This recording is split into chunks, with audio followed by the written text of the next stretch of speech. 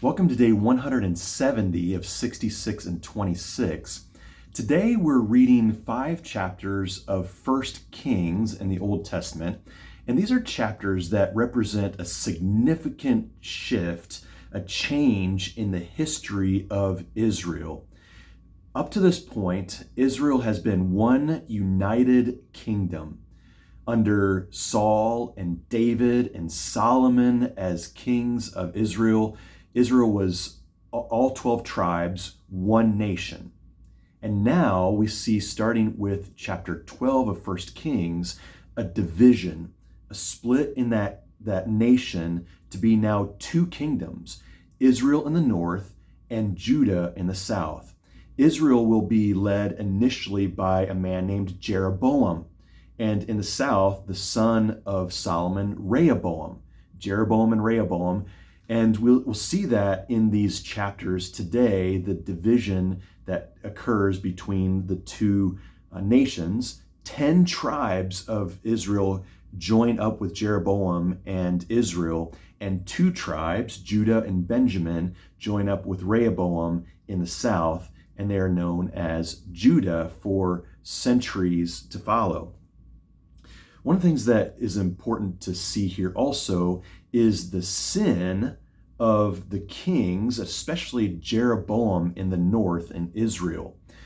Jeroboam sets up alternative places of worship because they no longer want to be associated with the southern tribes, Judah and Benjamin, and because the temple is in Jerusalem, which is in Judah, then they have to set up new places for worship. So all the people of the 10 tribes of Israel can go to worship. But he sets up 2, and he sets up golden calves there, one in the area of Dan and one in the town of Bethel. You might recognize the name of Bethel all the way back in Genesis chapter 28. This is that place where Jacob had rested for the night, and he had a dream where there was a stairway to heaven, and angels were ascending and descending on the stairway, coming and going from heaven to earth.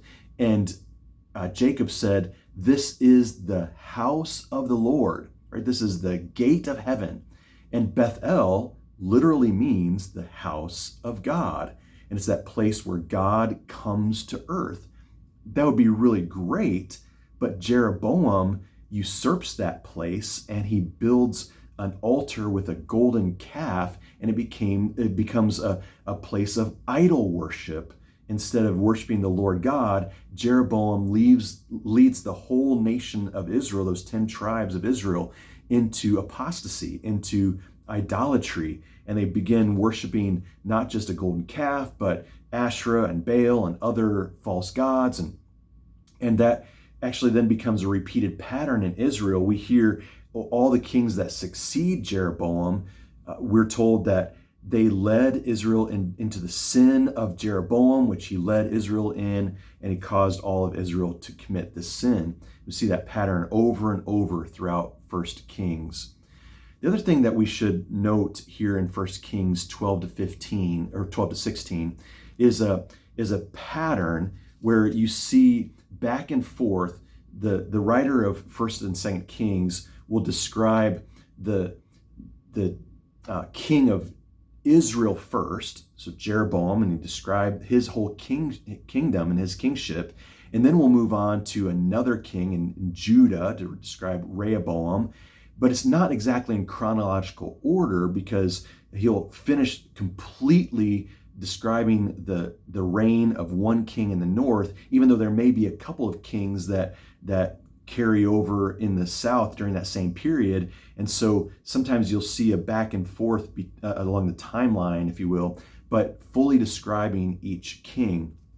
And so we get the first generations of the kings of this divided kingdom, Israel in the north, Judah in the south.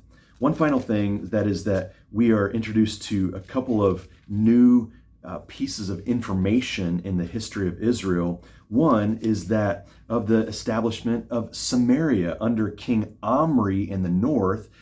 There's an establishment of the city of Samaria. We're told that Omri took the hill that was named Shamir, and renamed it Samaria, and that became the capital of Israel in the north. And then we're introduced to one key figure named Ahab, who became king of Israel, the kingdom in the north, Israel, after Omri. And Ahab becomes a central figure in the turning away from the Lord. If it wasn't bad enough under Jeroboam, it becomes way worse under Ahab. And we're told that he provoked the Lord, the God of Israel, to anger more than any of the other kings to Israel to that point. And so we'll see his story continue, but now we're introduced to him in 1 Kings 16.